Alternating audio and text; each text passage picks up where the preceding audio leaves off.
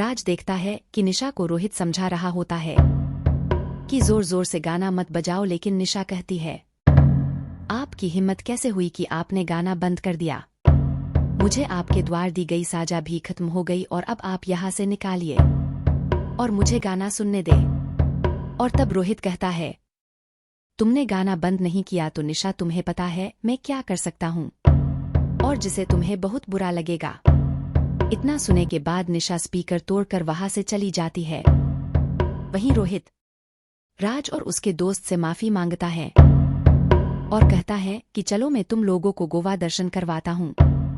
इतना कहते हुए रोहित अपनी कार निकलता है। वहीं राज को लगता है रोहित अंदर से दुखी है, लेकिन राज उस वक्त राज से बात नहीं करता। रोहित उन सभी को गोवा घुमाता है। बाद में टीना कहती है, रोहित किसी अच्छे से डिस्को में चलते हैं। रोहित कहता है ठीक है। वहीं वे लोग डिस्को में जाते हैं। जब राज और रोहित और इनके दोस्त डांस करते हैं, तभी राज देखता है कि निशा नशे में टल्ली होकर डांस कर रही है और उसे यह भी होश नहीं है कि उसके आसपास जो लड़के डांस कर रहे हैं वो उसका गलत तरीके से स्पर्श करना चाहते हैं। राज और रोहित निशा के पास जाते हैं और उसे वहां से घर चलने को कहते हैं। तब निशा, कौन सा घर? रोहित, अपना घर। निशा, ओ, अपना घर? मुझे तो पता नहीं था मेरा घर भी है। मुझे नहीं जाना, मुझे डांस करने दो और अपने जोकर दोस्तों को लेकर यहाँ से निकल जाइए। रोहित गुस्से में कहता है, बंद करो अपना ड्रामा और चलो घर। निशा कहती है, मुझे नहीं जाना उस घर में। रोहित, निशा बंद करो अपना ड्रामा, तुम्हारी इन्हीं हरकतों के कारण मुझे गुस्सा आता है, चलो यहाँ से। इतने में ही राज निशा का हाथ पकड़ता है। जब राज निशा का हाथ पकड़ता है तब राज को लगता है यह निशा नहीं प्रिया है, लेकिन निशा राज से अपना हाथ दूर करके कहती है, ओए जोकर, हाथ दूर कर। मेरे भाई का दोस्त होगा, मेरा नहीं। अपनी लिमिट में रहो और निकलो यहाँ से, मेरा पूरा मूड खराब हो गया। इतना कहकर निशा डांस करने लगती है। वहीं रोहित निशा के कान में कुछ कहता है और निशा चुपचाप रोहित के साथ चलने के लिए तैयार हो जाती है। घर जाकर रोहित निशा को कहता है, तुम्हारी हिम्मत कैसे हुई मेरे दोस्तों से इस तरीके से बात करने की? निशा गुस्से में कहती है कि यह आपके दोस्त है, मेरे नहीं। आप अपने दोस्तों को समझा दे, मुझसे जितना दूर रहेगे उतना अच्छा रहेगा, खासकर इस राज नाम के जोकर को। और निशा वहां से चली जाती है। निशा की गलती की माफी रोहित अपने दोस्तों से मांगता है। वहीं निशा रात को घर से निकलकर घर के गेट के पास खड़ी हो जाती है। तब रोहित बालकनी से यह सब कुछ देख रहा होता है। रोहित निशा का पीछा करता है और देखता है कि निशा 4 लड़कों को पैसे दे रही होती है और वो 4 लड़के कोई और नहीं, बार वाले वो 4 लड़के होते हैं। निशा उन सबको पैसे देकर वापस अपने कमरे में आ जाती है। जितने में रोहित निशा के कमरे में आता है और बोलता है, आखिर तुमने कर ही दिया प्रिया। जितने में निशा रोहित को चुप रहने को कहती और कहती है, धीरे बोलो भाई, दीवार के भी कान होते हैं। इस घर में किसी को भी नहीं पता कि मैं ही प्रिया हूँ। मैं आपका किस तरीके से शुक्रिया करूँ? आज निशा का नाम मुझे दिया, मुझे प्रिया से निशा बनाया। तब रोहित कहता है, प्रिया तुम मेरी बहन निशा की दोस्त हो तो मेरी भी बहन हो। क्या हुआ, निशा इस दुनिया में नहीं है? भगवान ने निशा की जगह तुम्हें भेज दिया। निशा जहाँ भी होगी यह सब देखकर खुश हो रही होगी। एक बात बताओ प्रिया, जब तुम राज से इतना प्यार करती थी तो फिर तुमने राज को प्यार में धोखा क्यों दिया? तब प्रिया कहती है, राज से अपनी जान भी ज्यादा प्यार करती हूँ। अगर उसके ऊपर कोई मुसीबत आए तो उसे मेरे से सामना करना होगा। तब रोहित कहता है कि फिर तुम राज को क्यों धोखा दिया? तब प्रिया कहती है, भाई मैंने राज को कोई धोखा नहीं दिया, वो मेरी मजबूरी थी। आपको पता है टीना ने यह सब किया है। जब टीना से हम लोगों से मिले तब हम दोस्त बन गए थे।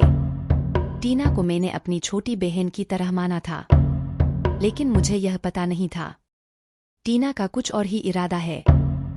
एक दिन राज किसी काम से दिल्ली गए थे तो टीना मेरे घर आती है और कहती है तुम राज को तलाक दे दो।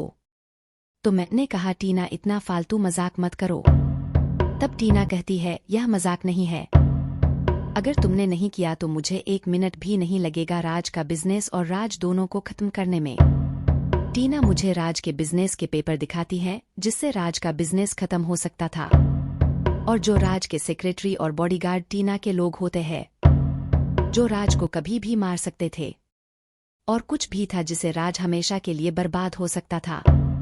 जब मैंने टीना से पूछा तुम क्यों कर रही हो ये सब, तब टीना कहती है मैं राज से प्यार करती हूँ, इसलिए मैं चाहती हूँ तुम राज को तलाक दे दो और राज के मन में तुम्हारे लिए नफरत पैदा करो। राज ही नहीं अपने परिवार के मन में भी नफरत पैदा करो। मैं नहीं चाहती तुम्हारी कोई मदद करे।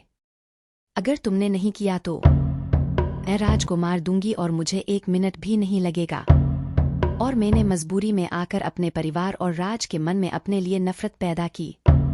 इतनी नफरत कि आज मेरे परिवार वाले मेरा चेहरा भी नहीं देखना चाहते।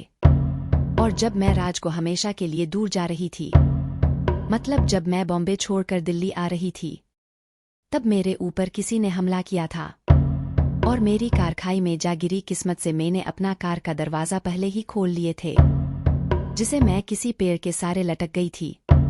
जब मैंने ऊपर की तरफ देखा तब मैंने देखा मेरी कार को मारने वाला कोई और नहीं टीना थी। टीना के साथ उसका कोई दोस्त था जिसे टीना कह रही थी। मेरी जिंदगी का सबसे बड़ा कांटा मर गया और टीना वहां से चली गई। मुझे लगा अगर मैं इंडिया में रही तो टीना को मेरे बारे में पता चल जाएगा, इसलिए मैं लंदन आ गई निशा के पास। लेकिन एक दिन जब मैं चक्कर खाकर गिरी, तब निशा ने मुझे डॉक्टर के पास लेके गई, जहां मुझे पता चला मैं राज के बच्चे की मां बने वाली हूं। मैं बहुत खुश थी।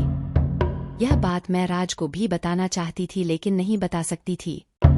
तब मैं सिर्फ अपने बच्चे को सुरक्षित रखना चाहती थी।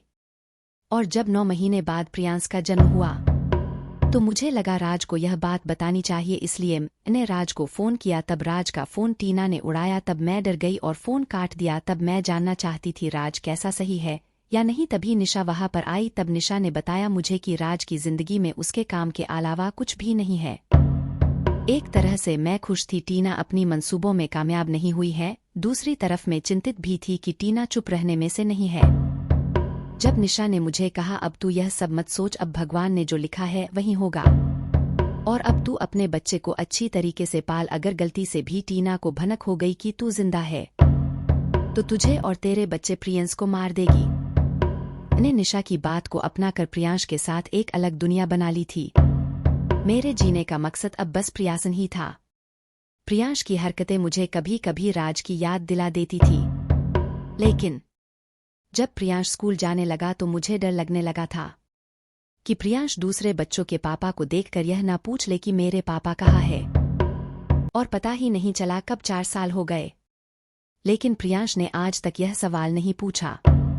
एक दिन मुझे निशा ने बताया कि टीना राज की गर्लफ्रेंड बन गई है।